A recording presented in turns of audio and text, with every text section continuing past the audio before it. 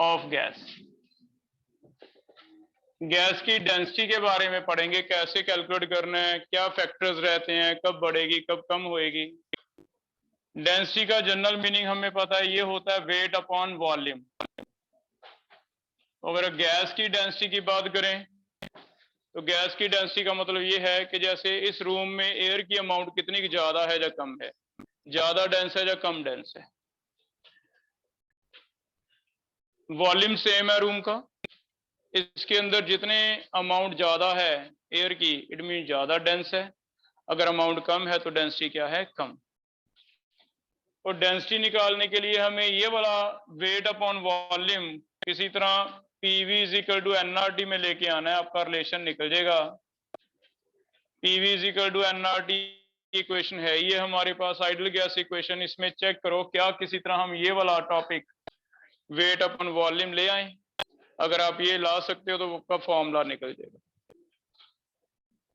PV NRT में से check करो किसे मैं डब्ल्यू लिख सकता हूं, किसकी जगह, एन की जगह। नंबर ऑफ मोल की जगह हमें पता है हम ऐसे लिख सकते हैं, नंबर ऑफ मोल होते हैं W upon M into R into T.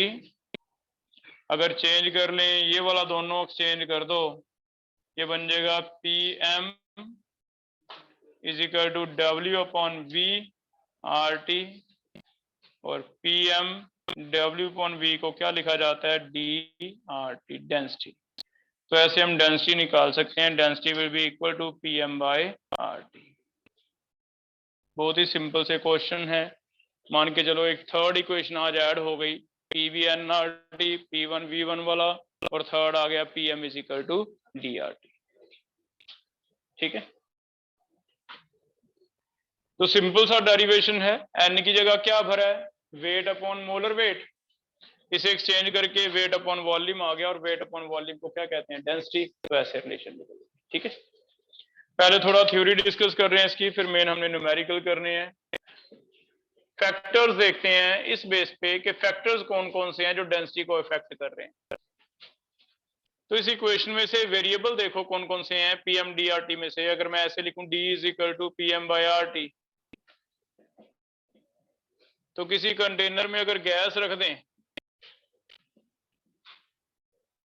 क्या क्या फैक्टर रहेंगे जो गैस की डेंसिटी को अफेक्ट करेंगे, डेंसिटी ज्यादा करेंगे या कम। प्रेशर एंड टेम्परेचर, एम और आर तो कांस्टेंट है। तो पहला फैक्टर हो गया जो इसे इफेक्ट करता है, वो क्या है, प्रेशर।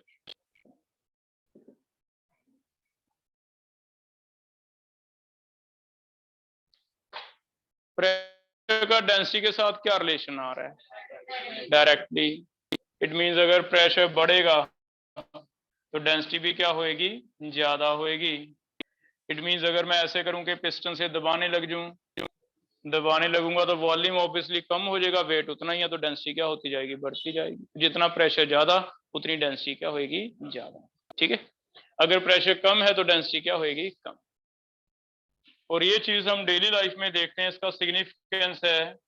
क्या आपने कभी ऐसा फील किया कि हम कभी हाई एल्टीट्यूड पे गए हों, हिली एरियाज में, और वहां हमें थोड़ी ब्रीदिंग इशू होता हो, सांस जल्दी चढ़ती हो, तो सांस लेने में परेशानी होने लग जाती है। रीजन क्या रहता है, रीजन है जैसे जैसे आप हाइट्स पे जाओगे एयर का प्रेशर कम होगा, क्योंकि एयर का प्रेशर मैक्सिमम कहाँ होता है, सी लेवल पे। सी लेवल पे 1 होता है। जैसे जैसे आप हाइट पे जाते हो तो प्रेशर कम होता है। हाइट के साथ एयर का प्रेशर क्यों कम होता है, सेम केस है। अगर आप पानी भर लेते हो एक कॉलम में, वाटर भर लिया, तो सोचो अगर आप यहाँ पे एक छोटा सा सुराख कर देते हो तो यहाँ से पानी बाहर आएगा, तो आप क्या देखते हो कि पानी दूर तक गिरेगा, क्योंकि ऊपर से प्रेशर बहुत ज्यादा है। प्रेशर ज्यादा होने की वजह से पानी दूर तक जाता है। लेकिन अगर यही सुराख आप यहाँ करते हो बिल्कुल ऊपर, तो आपका पानी नजदीक ही निकलेगा, इतने प्रेशर से नहीं निकलता। रीजन ऊपर पानी है ही नहीं, प्रेशर नहीं है। इट मीन जैसे जैसे वेट पानी का ऊपर बढ़ता गया प्रेशर बढ़ता गया, जैसे जैसे वेट पानी का कम होता गया प्रेशर क्या होता गया, कम। हमारी घर की टंकी कितनी हाइट पे रखी है, डिपेंड करता है, उतना ही आपका पानी का प्रेशर क्या आता है, ज्यादा। अब यही प्रेशर एयर का चाहे दिखाई नहीं दे रहा, एयर का भी यही कॉलम है, यहाँ सी लेवल है, सी लेवल से आपके एटमॉस्फेयर का एक हाइट है, आगे जाके तो वैक्यूम आ जाएगा। तो सी लेवल से जो हाइट है वो मैक्सिमम है। जैसे जैसे आप खुद ऊपर जाते जा रहे हो हाइट पे, तो आपका ऊपर वाले कॉलम का हाइट जो है वो कम होता जा रहा है। इट मीन ऊपर से वेट कम, वेट कम। तो सेम केस है, अभी ये आपका सी लेवल है, यहाँ एयर का प्रेशर ज्यादा है क्योंकि ऊपर से कॉलम का वेट ज्यादा है। लेकिन अगर ये यहाँ पे बात करें तो यहाँ पे प्रेशर क्या है, कम, क्योंकि ऊपर वाली एयर क्या रहेगी, कम, आगे तो वैक्यूम है ना। इसका मतलब जैसे जैसे आप हाइट पे जा रहे हो सी लेवल से, एयर का प्रेशर क्या होता है, कम। ये चीज फैक्ट मान के चलो, आपको रेयर है कि कभी पूछे, ये मैंने एक्सप्लेन कर दिया। हाँ, हमें ये जरूर एक्सप्लेन करना है कि अगर एयर का प्रेशर कम होगा तो डेंसिटी क्या होएगी, कम होएगी। प्रेशर कम हाइट से जाते आते डेंसिटी कम। इसका मतलब अगर हम सेम डायमेंशन के रूम में शिमला में बैठेंगे तो हो सकता है हमें थोड़ी ब्रीदिंग में प्रॉब्लम आए। और अगर कोई यही वाला कभी गया हो, कभी लेह लद्दाख घूमने चला जाए, तो आपने सुना होगा लेह लद्दाख में बड़ी प्रॉब्लम रहती है ऑक्सीजन को लेके। ऑक्सीजन सिलेंडर आम कैरी करने पड़ते हैं वहां पे, क्योंकि वहां हाइट हो जाती है समुद्र तल से 15,000 फीट, 16,000 फीट। तो जो हमारी आर्मी है, आपने सुना होगा सियाचिन एक जगह है, वो इससे ऊपर है लेह से ना। वेरी डिफिकल्ट टू ब्रीथ, वहां रहना, वो रहते हैं, बहुत मुश्किल है।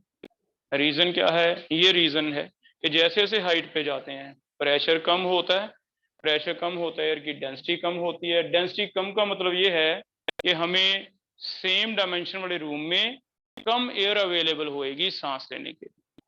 अगर कम एयर मिलेगी तो ऑब्वियसली ब्रीदिंग को लेके क्या होंगी, प्रॉब्लम स्टार्ट। ठीक है, तो इसके कुछ एक क्वेश्चन बन जाएंगे इसी की सिग्निफिकेंस को लेके। जैसे पहला क्वेश्चन सिंपल बन गया। एक क्वेश्चन है कि why we face breathing problems at high altitude.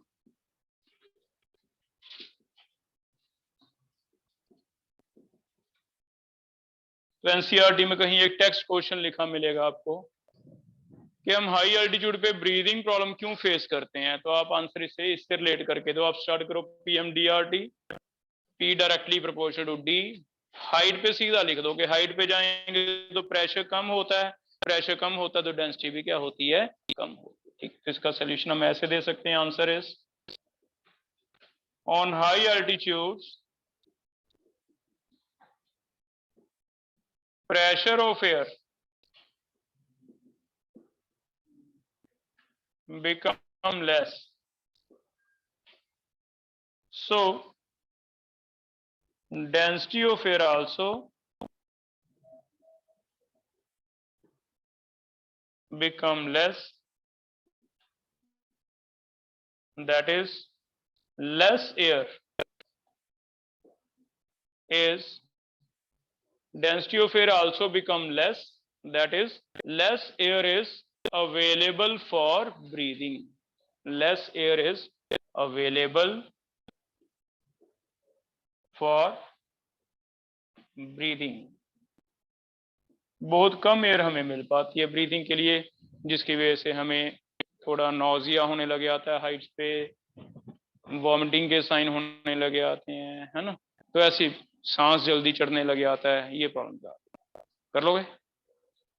या फिर इसी का एक क्वेश्चन आपको और मिलेगा एनसीईआरटी में, सेकंड ऐसे लिखा हुआ है, व्हाई माउंटेनियर्स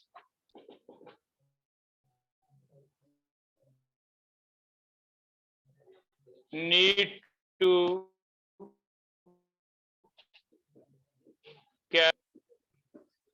हमने कभी देखा हो कि ऑक्सीजन सिलेंडर वो कैरी करते हैं साथ में, जो भी माउंट क्लाइंबर हैं, माउंट क्लाइंबिंग करते हैं।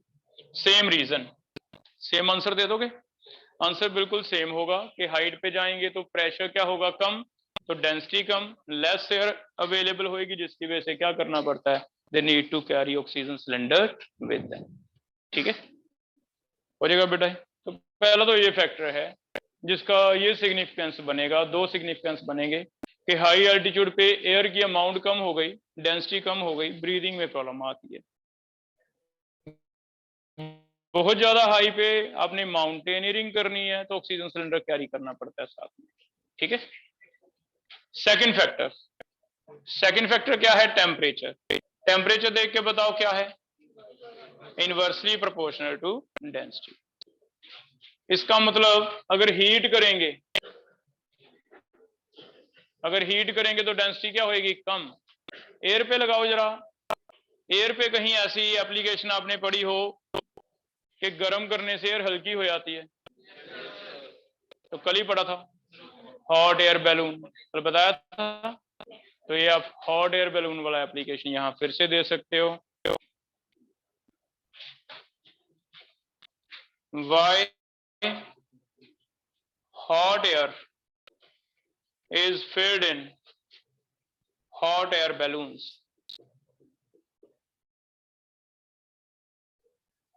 तो हॉट एयर से क्या हो जाएगा? तो आपने कभी वो बैलून देखा हो टीवी पे कि बड़े वाला बैलून है, नीचे आग जल रही है और नीचे छोटा सा कैबिन होता है जिसमें वो ट्रिप पे लेके जाते हैं 5 7 8 लोगों को, है ना? तो वो जो हॉट एयर बैलून्स हैं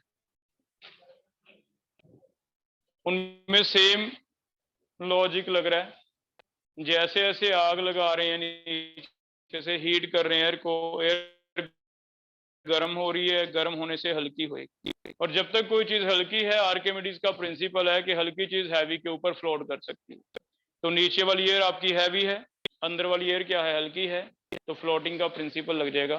तो हॉट एयर क्यों भरते हैं आपने सिंपल रीजन देना है, भी डेंसिटी कम हो and that help in floating, है ना, इसकी वजह से फ्लोटिंग कर लोगे। तो ये भी रीजन हम ऐसे दे देंगे। Answer is hot air become less dense, so help in floating। जितना कम डेंस होगा उतना ही फ्लोटिंग इजी है, ठीक है। तो इसके फैक्टर्स हैं, इनके बिना डेंसिटी और किसी फैक्टर पे डिपेंड नहीं करती। अगर कुछ भी चेंज करे, कोई आपको कह दे भी सरफेस एरिया बढ़ा दें, कुछ नहीं होगा। आपको बस 2 फैक्टर ध्यान रखने, एक तो प्रेशर, एक टेम्परेचर। जितना प्रेशर ज्यादा डेंसिटी ज्यादा, जितना टेम्परेचर ज्यादा डेंसिटी कम, ऐसे आप कर सकते हो जाएगा बेटा। इसी का देखना है, ऐसे हमें प्रीवियस ईयर क्वेश्चन भी आया हुआ है, बहुत सिंपल लगेगा आपको। जैसे हमें पूछा जा रहा है बताना density of air is maximum, कब मैक्सिमम है। ऑप्शन दिए हुए हैं at STP, second at 2 atm and 0 degree, third at 1 atm and 273 degree, या फिर फोर्थ सेम है इन ऑल केसेस।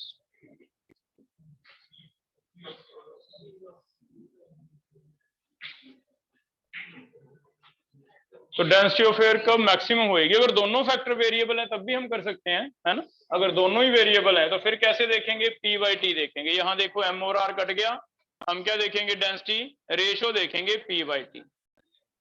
पी लेंगे एटमॉस्फेयर में, टी लेंगे केल्विन में, रेशो देखेंगे। यहां रेशो ज्यादा है तो हम बता दें, इट मीन एक जनरल कैरेक्टर हो गया भी प्रेशर ज्यादा तो डेंसिटी ज्यादा, टेम्परेचर ज्यादा तो डेंसिटी कम। लेकिन अगर दोनों वेरी कर रहे हैं आपको लगे भी फिर कैसे पता चलेगा, फिर भी पता चल जाएगा, फिर रेशो ले लो पी बाई टी। तो अगर पी बाई टी देखें, पहले एसटीपी का मतलब किसे याद है, कितना प्रेशर, 1। तो पी बाई टी अगर निकालें, प्रेशर 1, टेम्परेचर 273, केल्विन लेना है हमेशा 0 डिग्री। सेकंड में प्रेशर 2, टेम्परेचर 273, थर्ड में प्रेशर 1, टेम्परेचर डिग्री सेल्सियस है, केल्विन बनाओ, 546 हो गए, डबल हो गया, ठीक है। तो सेम तो नहीं लग रहा ना, बताओ फिर किस में ज्यादा है, बी में ज्यादा है। ऑर्डर भी बता सकते हो आप, ऑर्डर क्या आएगा, सबसे ज्यादा बी, ए। ऐसा बहुत ही सिंपल मल्टीपल क्वेश्चन आया इस टॉपिक में से। पी और टी लिख लो, पी बाई टी जिसका ज्यादा डेंसिटी ज्यादा, अगर पी बाई टी कम है तो डेंसिटी क्या है, कम। तो ऐसे सिंपल।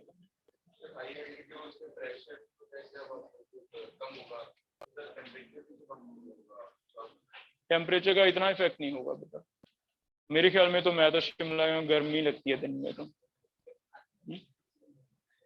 प्रेशर का लॉजिक हम लेंगे, प्रेशर क्या होता जा रहा है, कम। टेम्परेचर कम हो या ना हो, है ना। गर्मी में जाओगे तो हमें गर्मी लगे शिमला में दिन में, तो फिर टेम्परेचर का तो नहीं आइडिया हो रहा, है ना। प्रेशर का हम आइडिया ले लोगे। हाँ, टेम्परेचर भी चेंज होगा तो आपके पास है एग्जैक्ट डेंसिटी निकालनी है तो पीएम डीआरटी लो, रेशियो से निकालो, ठीक है, हो जाएगा बेटा। नेक्स्ट है, ये हो गया थ्योरी, इसका डेरिवेशन आ जाए पीवीएनआरटी से पीएम डीआरटी निकालना, या फिर दो फैक्टर आ जाए उनके क्वेश्चन बताओ। अब चल रहे हैं इसे यूज कैसे करना है, न्यूमेरिकल क्या क्या है इसके। न्यूमेरिकल में पहला फॉर्मूला लगेगा PM is equal to DRT. इसमें पी प्रेशर हम भरेंगे इन एटमॉस्फेयर, मोलर मास ग्राम में होगा, आर की वैल्यू फिर से 0.08 लेने वाले हैं, वैसे तो 21 है, लीटर एटमॉस्फेयर पर केल्विन पर मोल हमें पता चल गई, हम निकाल के बता सकते हैं भी और भी हैं, लेकिन याद करके जो न्यूमेरिकल में लेंगे एक ही लेंगे, जैसे आपको पहले बताया कि न्यूमेरिकल में कंफ्यूज ना हो, एक ही याद करो, है ना। हाँ, इसे हम क्लास में अभी कितना ले लेंगे, 0.08 ले लेंगे। कोई मुझे यूनिट बताएगा टेम्परेचर किस में लेंगे, केल्विन। तो कोई डेंसिटी की यूनिट बताएगा, डेंसिटी की यूनिट क्या रहेंगे, पानी की डेंसिटी बताओ। अभी हमने केमिकल बॉन्डिंग में एक टॉपिक पढ़ा था, वाटर की डेंसिटी कितनी होती है, 1 ग्राम पर सेंटीमीटर क्यूब या फिर पर एमएल, ये यूनिट होते हैं। जनरली तो होता है बेटा ग्राम पर एमएल, पर यहां तुम्हें ध्यान रखना है, तुम्हारा चेक करो ग्राम पर एमएल नहीं आएगा, तुम मैथमेटिक्स पढ़ते हो, बताओ क्या आएगा, ग्राम पर लीटर आएगा, क्योंकि आर की वैल्यू किसमें है, लीटर में। तो आर की वैल्यू अगर देखें इसमें लीटर है, अगर लीटर है तो यहां से आप ग्राम लोगे, यहां से क्या लोगे, litre, it means volume litres में है, लीटर्स में है तो आंसर ये ध्यान रखना इन ग्राम पर लीटर होने वाला है। हो सकता है आपका मल्टीपल सिर्फ इसी वजह से गलत हो जाए कि आपने ग्राम पर एमएल लिख दिया तो गलत है, या फिर मल्टीपल में आपका आंसर ना मैच हो, क्योंकि आंसर हो सकता है उसने ग्राम पर एमएल में दिया हो, हमारा आ गया ग्राम पर लीटर, तो मैं इसका ग्राम पर एमएल बना जरूर सकता हूँ, ग्राम पर लीटर है, अगर इसका ग्राम पर एमएल मुझे बनाना पड़े तो मैं ऐसे लिख दूंगा भी 1000 ml। तो जितना भी आपका आंसर आया उसे कितने से डिवाइड करोगे, 1000 से। इट मीन डिपेंड कि मल्टीपल में आप पढ़ते हुए जल्दी से टिक कर दो भी आंसर ही नहीं मैच हो रहा, 10³ का फर्क आया जा रहा है, तो 10³ का फर्क इसलिए आएगा, तो ध्यान रखें आंसर हमारा ग्राम पर लीटर में आएगा। अगर वो डेंसिटी ग्राम पर एमएल वाली लेता है तो आपका 10³ से डिवाइड करके फिर ग्राम पर एमएल बनेगा। अब आप ग्राम पर एमएल में भी बता सकते, हो जाएगा। क्वेश्चन सिंपल है, जैसे पीवीएनआरटी में सारी वैल्यूज आपको दी जाती थी, सारी वैल्यूज बता दी जाएंगी, आपको वैल्यूज भरनी है, आंसर आ जाएगा, ठीक है। तो पहला ये फॉर्मूला लगेगा, इसका न्यूमेरिकल अभी हम करके देखेंगे, लेकिन आगे पहले एक बार कंप्लीट कर लें टॉपिक। सेकंड एक और तरह के न्यूमेरिकल आएंगे। सेकंड न्यूमेरिकल क्या आएंगे, अगर हमें कंपैरिजन आता था तो मैंने पीवीएनआरटी की दो इक्वेशंस बना दी, एक तो पीवीएनआरटी है वो भी आइडियल गैस इक्वेशन है, एक ऐसी भी बनाई है ना P1V1/N1T1, और वो हमने ऐसे बनाई थी भी जो कांस्टेंट है वो चीज एक साइड पे रख लो। अब क्या तुम इसका कंपैरिजन करने के लिए सेम इक्वेशन बना के दे सकते हो मुझे, कांस्टेंट एक साइड पे रख के, देखो बनाओ क्या क्या कांस्टेंट है वो अलग से रखें, पीएमडीआरटी में क्या क्या कांस्टेंट है उसे अलग से रख देते हैं, आर कांस्टेंट है, अगर आर कांस्टेंट है तो pm/dt ये क्या हो गया कांस्टेंट, और जब भी कोई चीज कांस्टेंट आती है तो ऐसे लिख सकते हैं P1m1/d1t1 P2m2/d2t2, हो जाएगा ऐसे। तो एक इक्वेशन बनी। हाँ, इसमें ज्यादातर क्वेश्चन आपको हो सकता है गैस सेम आ जाए, ज्यादातर क्वेश्चन ऐसे आएंगे भी एयर की डेंसिटी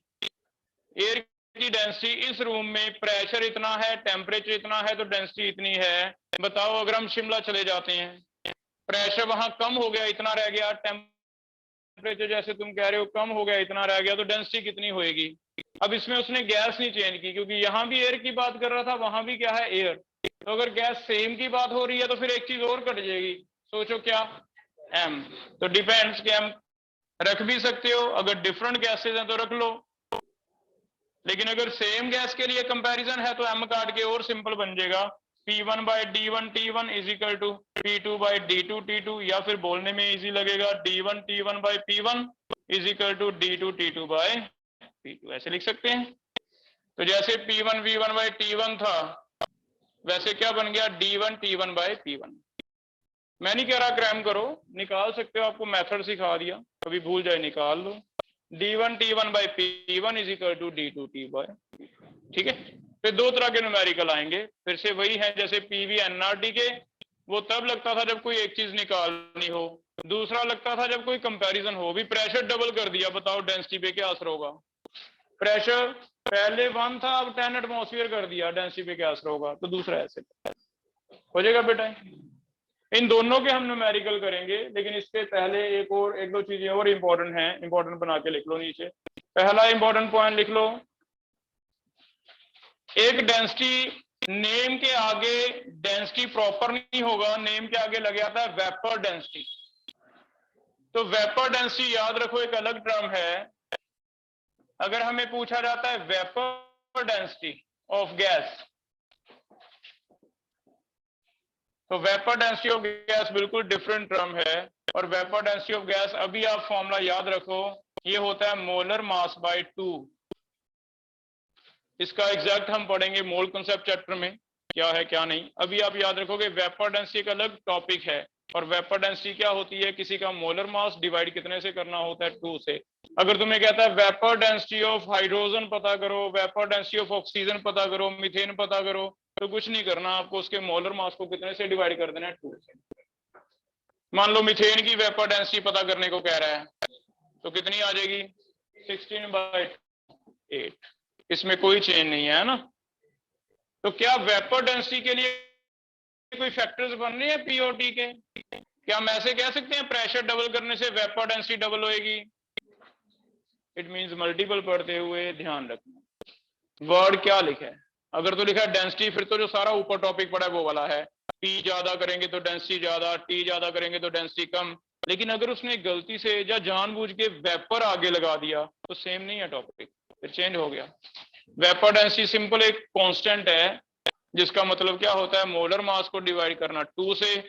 और मोलर मास किसी गैस का कभी भी चेंज नहीं होता, मीथेन का फिक्स ही है 16, चाहे तुम प्रेशर बढ़ाओ चाहे कम करो, उसे क्या फर्क पड़ता है। तो फिर ध्यान रखें जो ऊपर फैक्टर हैं वो किसके हैं, डेंसिटी के, नोट वेपर डेंसिटी। तो एमसीक्यू करते हुए ध्यान रखें, ठीक है, हो जाएगा बेटा। और सेकंड न्यूमेरिकल करने से पहले एक चीज मैं और बता रहा हूं आपको, मिक्सचर के कुछ एक क्वेश्चन मिलेंगे। अब अगर मिक्सचर ऑफ गैसेज आता है, तो पीएमडीआरटी में क्या मुझे चेंज करनी पड़ेगी, एम। लेकिन मिक्सचर ऑफ गैसेज में एम जो होगा बेटा कैसे निकालना है, एम ऐसे नहीं भी टोटल कर दें हम।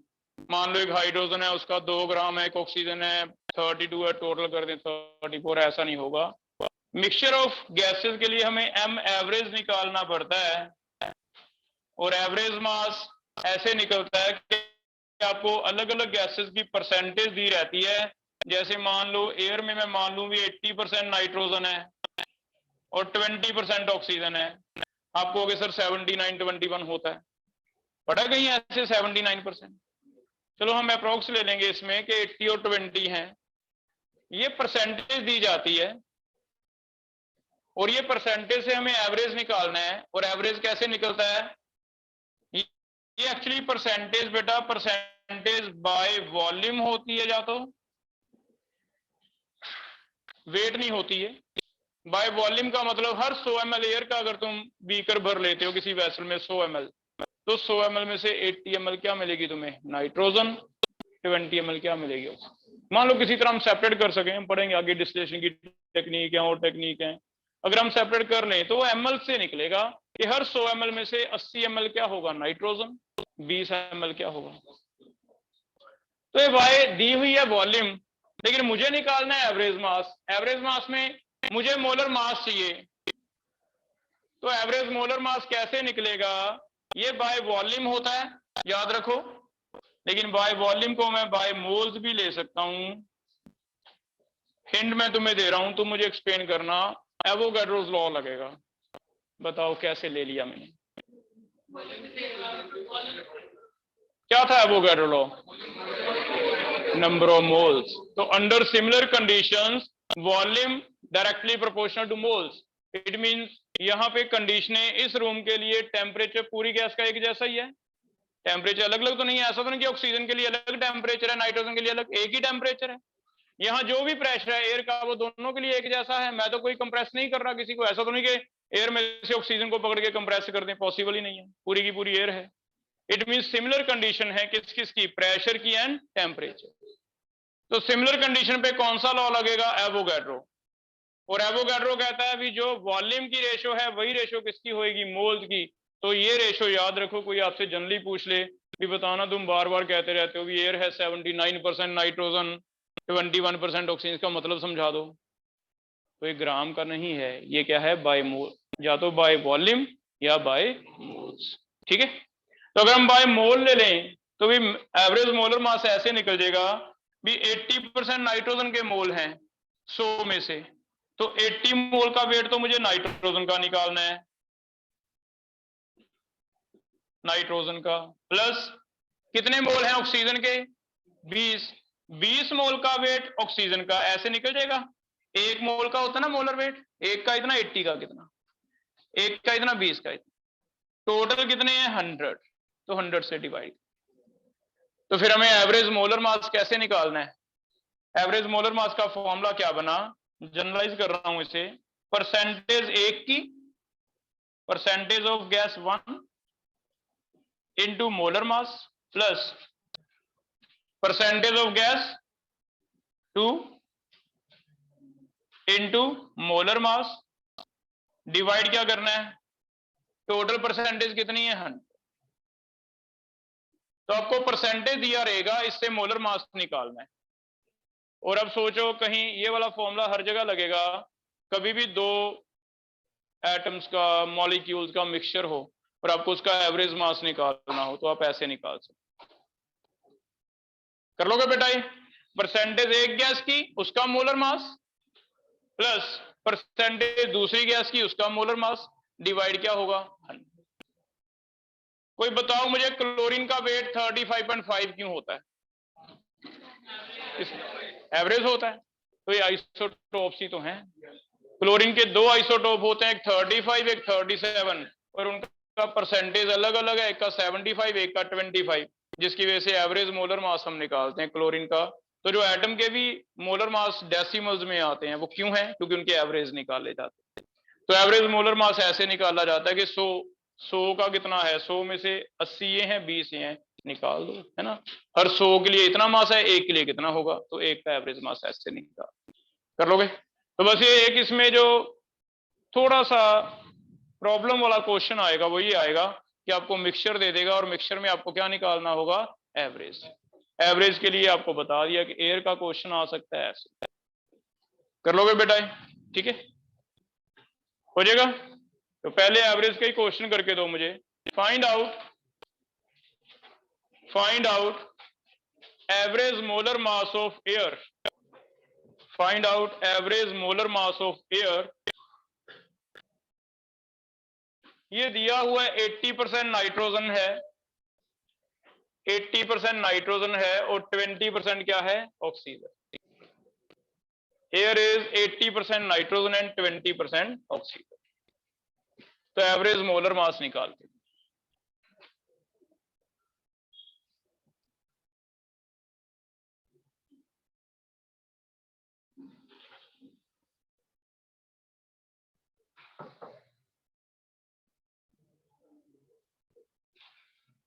एट्टी को कितने से मल्टीप्लाई करोगे? 28 से। नाइट्रोजन N2 लेना है, ठीक है। तो average molar mass of air निकाल रहे हैं।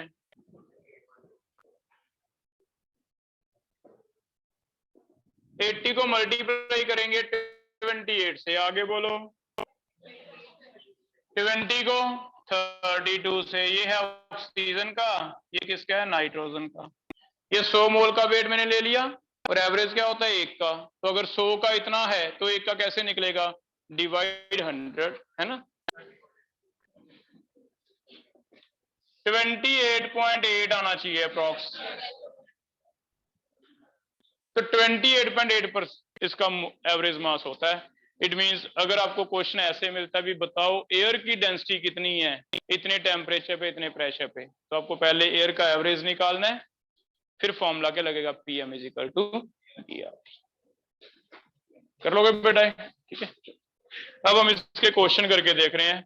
दो इक्वेशंस हैं, पहला है PM is equal to DRT, second है D1 T1 by P1 is equal to D2 T2 by P2। M depend करता है, ले भी सकते हो, अलग अलग ऐसे नहीं भी ले सकते, लेकिन दोनों में से अगर कभी एवरेज मिक्सचर आता वो तुम्हें मैंने पहले हो जाएगा।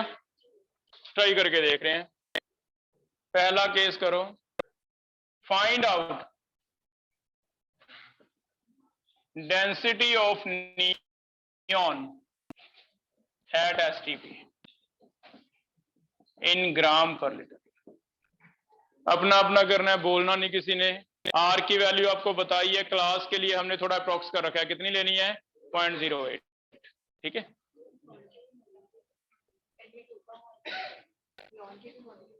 नियॉन नियॉन ही होता है बेटा, Ne2 नहीं होता, तभी मैंने Ne लिखा है।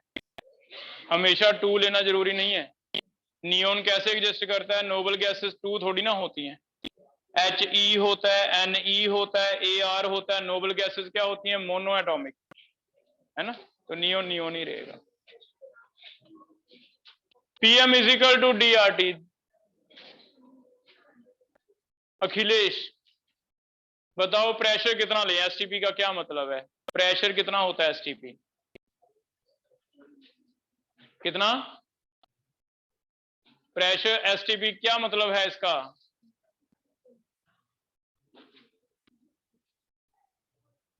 दिवस प्रेशर 1 ATM लिखो। प्रेशर STP का मतलब क्या है 1 ATM और टेम्परेचर 273 केल्विन 0 डिग्री। तो STP का मीनिंग है प्रेशर है 1 ATM और टेम्परेचर कितना है 273 केल्विन।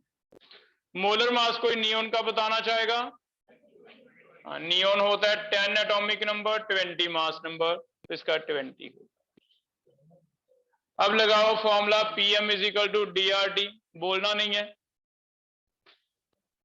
ग्राम पर लीटर निकाल के दो मुझे आंसर कितना आ रहा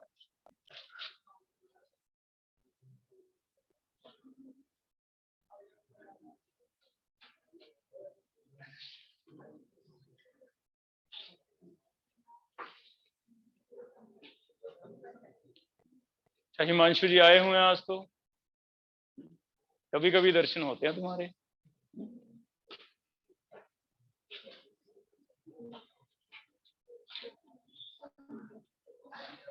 PM is equal to DRT, density निकालना है। ऋषभ 0. कितना बता रहा है बेटा, 0.9.1 0.91 ग्राम पर लीटर। मैच करो, आ रहा है इतना। फॉर्मूला लगा रहे हैं PM is equal to DRT, P बरा 1 M बरा 20, D निकालना है 0.08, टेम्परेचर 270, D निकालना है 20 बाय 0.08 270। क्या आ रहा है इतना आंसर? तो पहले क्वेश्चन तो ऐसे हैं। PM DRT एक और इक्वेशन आ गई जैसे PV NRT थी, सिमिलर क्वेश्चन होंगे। जरूरी नहीं डेंसिटी ही पूछी जाए, डेंसिटी दे दे, प्रेशर पूछ ले, टेम्परेचर पूछ ले, जो मर्जी हो जाएगा बेटा। सेकंड क्वेश्चन कर रहे हैं कंपैरिजन वाला, कंपैरिजन करके देखते हैं। Second question is on doubling pressure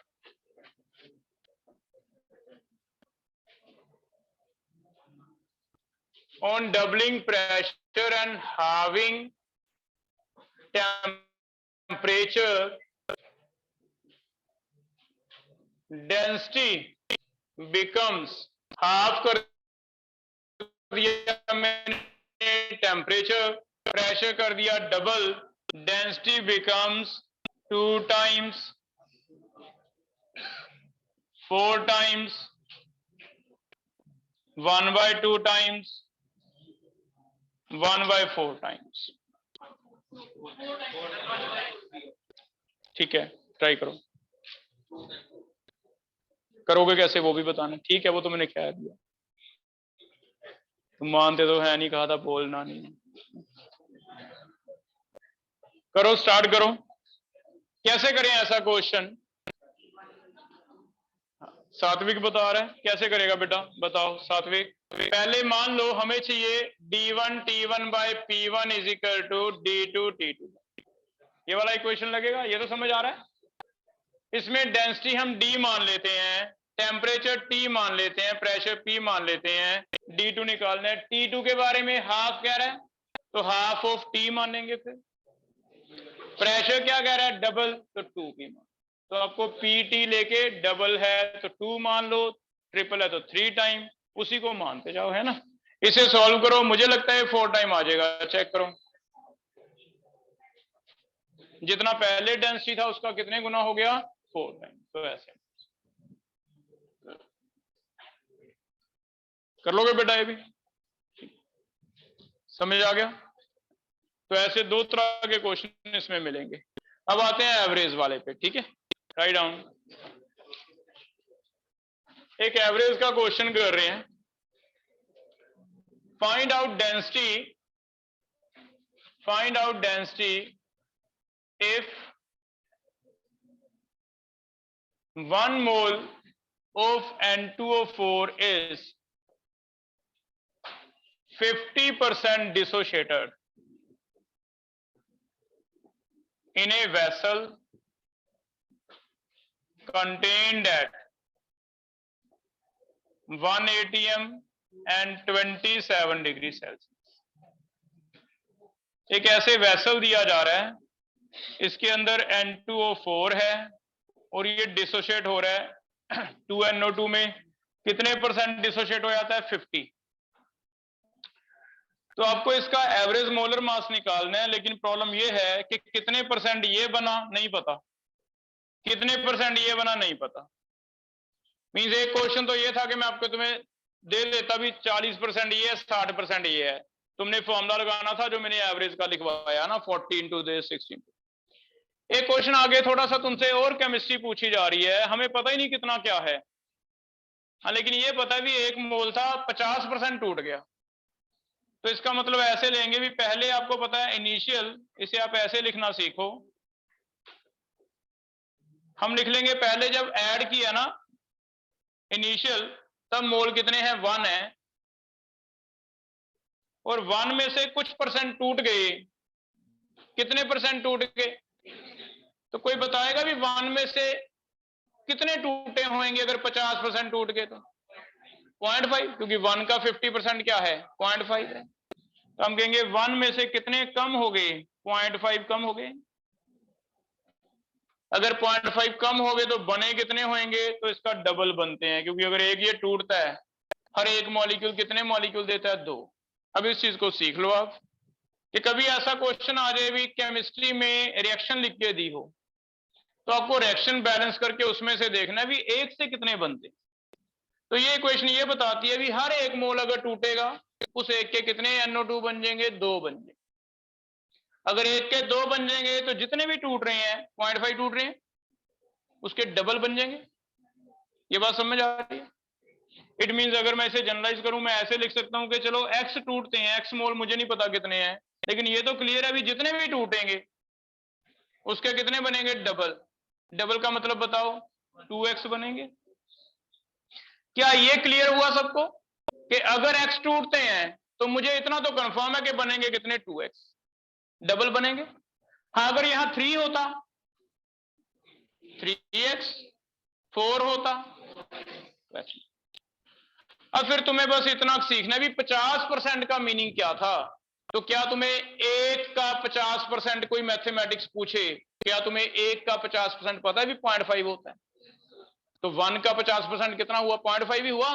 तो हमें पता भी 0.5 टूट गया, हमें ये भी पता भी 0.5 का डबल बनने वाला है, तो x इज इक्वल टू 0.5 है। तो बताओ डबल कितना बनेगा, ये 1 बनेगा। तो हम कहेंगे 2 इंटू 0.5 बनेगा कितना, 1। इट मीन्स अब मिक्सचर में बताना N2O4 कितनी अमाउंट बच गई मिक्सचर में, 1 माइनस 0.5 कितनी बच गई, 0.5 मोल इसके हैं और इसके कितने मोल हैं, 1 मोल। तो अब आपको ये पता भी इसके मोल हैं 0.5 और इसके मोल हैं 1, तो एवरेज कैसे निकलेगा, average mass is equal to 0.5 mole into इसका वेट, 1 इंटू इसका वेट, नीचे टोटल ही होता है, नीचे क्या होता है टोटल, एवरेज का मतलब यही होता है भी, एक का वेट प्लस दूसरे का वेट, नीचे टोटल मॉलिक्यूल कितने हैं। अब परसेंटेज नहीं है, 100 नहीं है, कोई बात नहीं, टोटल नीचे डिवाइड करना होता है, तो टोटल कितना हो जाएगा, 0.5 मोल इसके हैं, इसका वेट निकाल लेना 92 आएगा। इसके मोल कितने बने हैं, 1, और 1 का वेट आपका 46 आएगा। क्या ये भी एवरेज होता है भी, टोटल नंबर ऑफ मोल से डिवाइड कर दें, 0.5 ये है 1 ये है, तो टोटल कितने हो गए 1.5। तो यस, तो एवरेज का मतलब ये होता है कि आपके पास दो तरह के मोल्स हैं। दो तरह के मोल कितने कितने हैं, मान लो एक है 10 मॉलिक्यूल, एक है 15 मॉलिक्यूल, तो टोटल 25 मॉलिक्यूल हो गए। 10 का वेट अलग से निकाल लो, 15 का अलग से निकाल लो, ऐड कर दो, 25 मॉलिक्यूल का वेट आ गया। एवरेज क्या होता है कि एवरेज हर एक का कितना है, तो अगर 25 का इतना है तो एक का कितना होगा, डिवाइड क्या करोगे 25 से। तो हम ये वाला एवरेज निकाल रहे हैं, सिंपल सा टर्म है कि जितने भी मोल्स हैं, चाहे वो परसेंटेज में है, परसेंटेज में भी हमने 80% का मतलब 80 मोल्स माने थे, 80 मोल इसके हैं, 20 इसके हैं, डिवाइड क्या कर दिया 100। अब वैसे बता दिए भी 0.5 मोल इसके हैं, 1 मोल इसका है, टोटल कितने हैं 1.5। समझ आ रही है ये चीज। तो एवरेज का मतलब ये होता है कि एवरेज वेट कितना है, हो जाएगा। तो ये निकाल लो एवरेज कितना आ रहा है, डिवाइड 1.5 करके। अब आप डेंसिटी निकाल सकते हो, PM is equal to DRT. Try करो,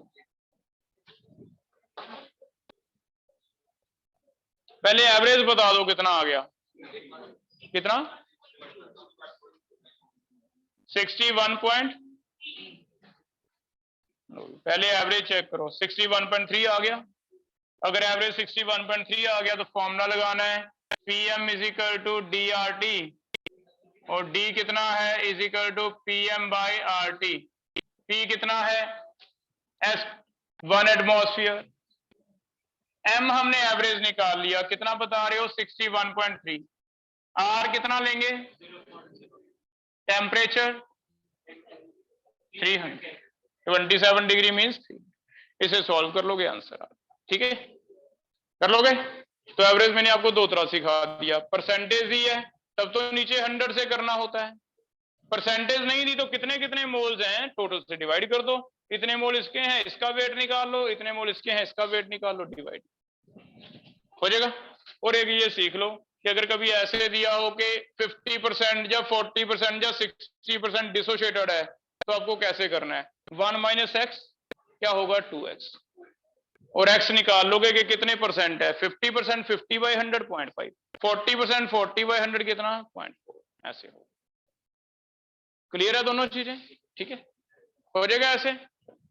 लिखो, घर से कर लेना, दो क्वेश्चन दे रहा हूं। पहला क्वेश्चन लिखो, find out density of methane. क्या फॉर्मूला रहेगा मीथेन का, CH4।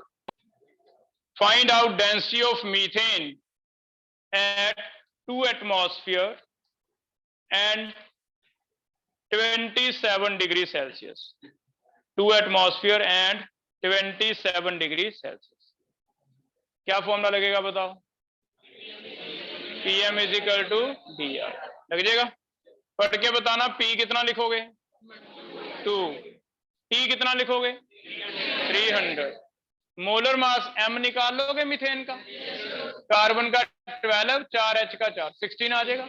R आपको पता है वैल्यूज पर, ठीक है, हो जाएगा। सेकंड लिखो, second question is density of nitrogen is 2.4 gram per litre, 2.4 gram per litre at density of oxygen O2 is 2.4 gram per liter at nitrogen लिख लो, nitrogen is 2.4 gram per liter at 2 atmosphere and 27 degrees Celsius. 2 atmosphere 27 degree Celsius. Conditions क्या हैं? Pressure दिया हुआ है 2 atmosphere, temperature दिया हुआ है 27 degree, density कितनी दे रखी है 2.4। कौन सी गैस है? नाइट्रोजन। what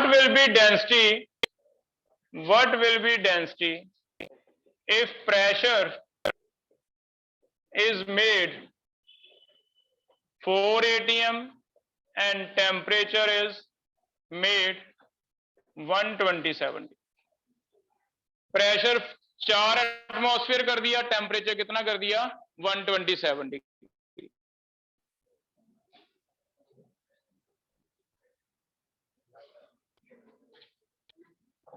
कर लोगे बेटा? तो ये 2 क्वेश्चन करके लेके आओ, है ना, हो जाएगा टॉपिक इतना करके।